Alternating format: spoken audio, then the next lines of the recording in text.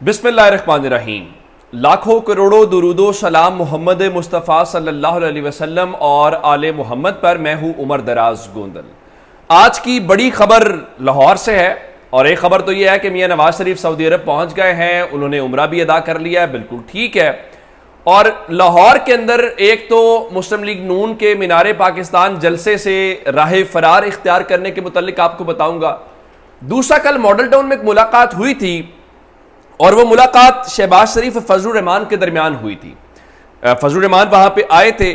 उस मुलाकात के हवाले से चूंकि फजलुर रहमान साहब का इस वक्त एक ही आर्गूमेंट है, वो कहते हैं जनाब जनवरी में आधे से जायद मुल्क के अंदर बर्फबारी हो रही होगी तो इलेक्शन नहीं होना चाहिए। बिल्कुल ठीक है जनाब। हाँ, डस्का में धुंध सर्दी, उसके बावजूद इलेक्शन री इलेक्शन हो जाना चाहिए क्योंकि वो इमरान खान के दौर में होता है, तो वो एक अलग मामला है। अब उस मुलाकात के अंदर जो स्टोरी आई है वो बड़ी इंटरेस्टिंग है। स्टोरी आई है कि अमनो अमान की सूरत हाल ठीक नहीं है तो हम मुहिम कैसे चलाएंगे। सर, पिछले 16 महीने आपने हुकूमत करके सब बेहतर तो किया है, सब अच्छा तो किया है।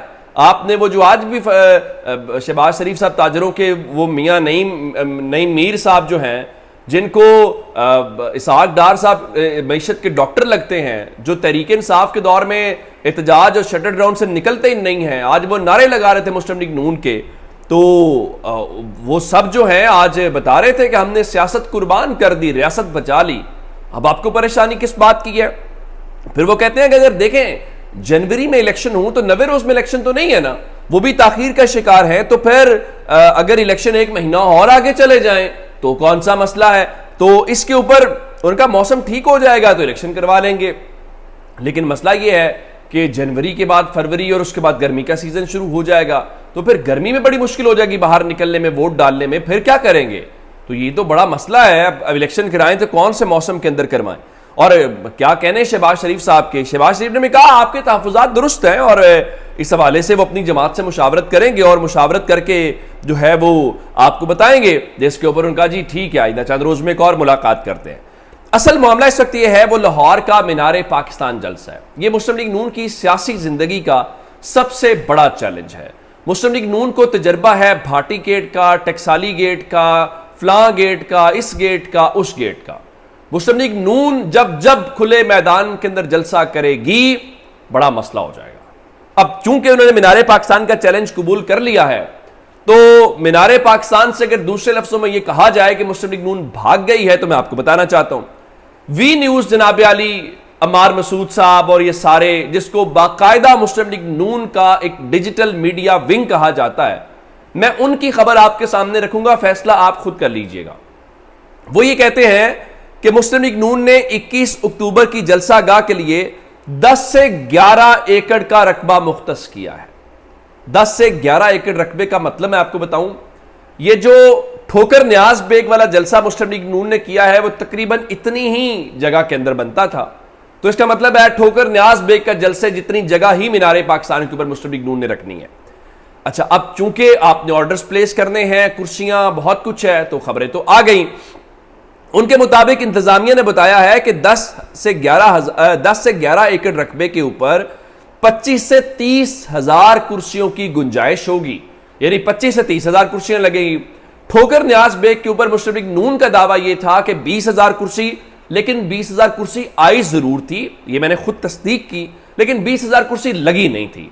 उसकी वजह यह है कि बहुत सारी कुर्सियां सिक्योरिटी वालों के पास कर करा के कोई 17.5 या 17,000 उनका दावा था कि हमने लगा ली है, ये उनका दावा था।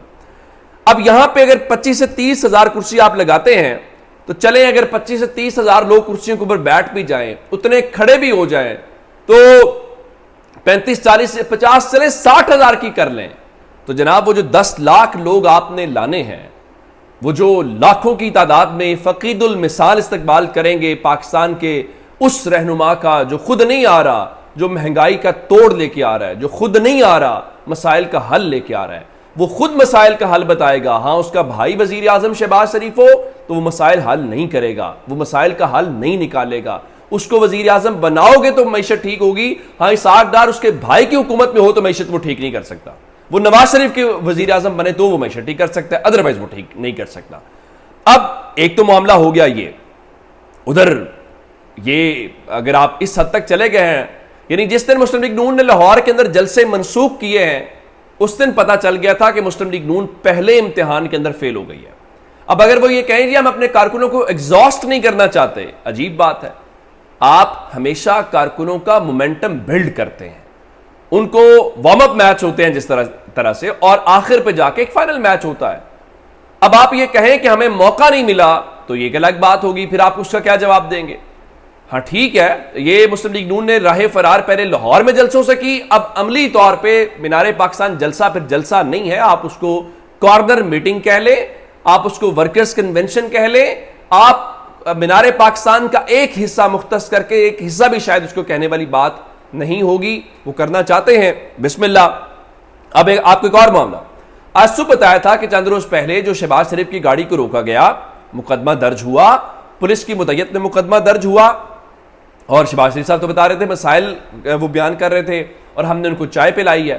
तो अब मरियम औरंगजेब साहिबा जो सेक्रेटरी इत्तलात भी मुस्लिम लीग नून की, उन्होंने जनाब उस FIR के इंदराज की सख्ती से तरदीद की है। उनके मुताबिक कि शहबाज शरीफ ने तो गाड़ी रोकने वाले अफराद के ऊपर जो FIR थी वो शहबाज शरीफ ने खत्म करा दी है। अब दो बातें हैं, या FIR दर्ज नहीं हुई, एक खबर तो ये है, आप कह दें नहीं हुई, अगर साथ ही आप ये कहें कि शहबाज शरीफ ने FIR खत्म करवा दी है तो पहली खबर स्टैंड कर रही है कि उनके ऊपर FIR हुई है। फिर आप मत कहें कि आपने उनको चाय पिलाई है, आप मत कहें कि वो आपके मसाइल बयान कर रहे थे। ये दो रुखी जो पॉलिसी है ये नहीं चलेगी कि मीडिया के ऊपर आ गया, शोर मच गया सोशल मीडिया के ऊपर, लोगों ने कहा कि ये चाय आपने पिलाई है, आपके खिलाफ एहतजाज करना भी जुर्म बन गया है। अब शहबाज शरीफ भी अपनी जात के अंदर एक इदारा बन गए हैं, ये ठीक है, वो कहते हैं कि वो इदारे की आंखों का तारा है, वो एक अलग मामला है, लेकिन बहरहाल पाकिस्तान में कुछ तो ऐसा रहने दे जिस पे लोग एहतजाज कर सकें, जिसके बारे में लोग गुस्सा हो तो वो गुस्सा निकाल सकें। पाकिस्तान में हर किसी की जो तौहीन है वो हो जाती है। अच्छा, एक तो ये मामला हो गया, उसके बाद मुस्लिम लीग नून वाले अब ये कहते हुए नजर आ रहे हैं कि जनाब वो हम तो पाकिस्तान तहरीक इंसाफ के हवाले से चाहते हैं कि बतौर सियासी जमात जो है वो आए। राना सनावला भी ये बात कर रहे थे, बिल्कुल आना चाहिए। मुस्लिम लीग नून जलसा कर रही है, तहरीक इंसाफ को 15 तारीख जलसे की इजाजत दे, लिबर्टी चौक के ऊपर वो जलसा करें जनाब, सेहतमंद मुकाबला हो। 18 तारीख को पीपल्स पार्टी ने इजाजत मांग ली है, वो टाउनशिप के अंदर करना चाहते हैं, उनको भी इजाजत दे ताकि पता चले लोग किसके साथ हैं। ये ख्वाजा साद रफीक जो बात कर रहे थे कि 9 मई के बाद आपको लेवल प्लेइंग फील्ड नहीं मिल सकती, ये बातें न करें। देखें, पाकिस्तान में ना पेज एक जैसा रहता है, ना हालात एक जैसे रहते हैं, ना ताल्लुकात एक जैसे रहते हैं। ये तहरीक इंसाफ को भी सीखना चाहिए, ये मुस्लिम लीग नून को भी सीखना चाहिए। ये 3 साल का एक साइकिल है। आजकल आपके अच्छे दिन हैं, अब वो बकौल हसन अयूब नवाज शरीफ मिलिट्री एस्टैब्लिशमेंट के साथ डायरेक्ट हैं।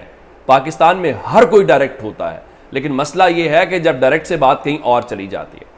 एक और ज़रूरी बात जो है वो करना चाहता हूँ। एक तो आज तहरीक इंसाफ ने अटॉर्नी जनरल को ख़त लिखा, उनको कहा कि देखिए आपने सुप्रीम कोर्ट को यकीन दहानी करवाई थी कि सुप्रीम कोर्ट की इजाज़त के बगैर मिलिट्री कोर्ट के अंदर ट्रायल नहीं होगा, तो पेशावर मालाकंड बहुत सारी जगहों के ऊपर ट्रायल शुरू हो गया, उसको रुकवाएं। लेकिन मैं एक मामला, वो शरीफ ख़ानदान का निजी मामला है और सोशल मीडिया के ऊपर बहुत बात हो रही है। जुनैद सफदर साहब और आयशा सैफ जो हैं उनके दरमियान अलहदगी हो गई है। मेरे ख्याल से ये बहुत एक निजी मामला है, ये उनका ज़ाती मामला है।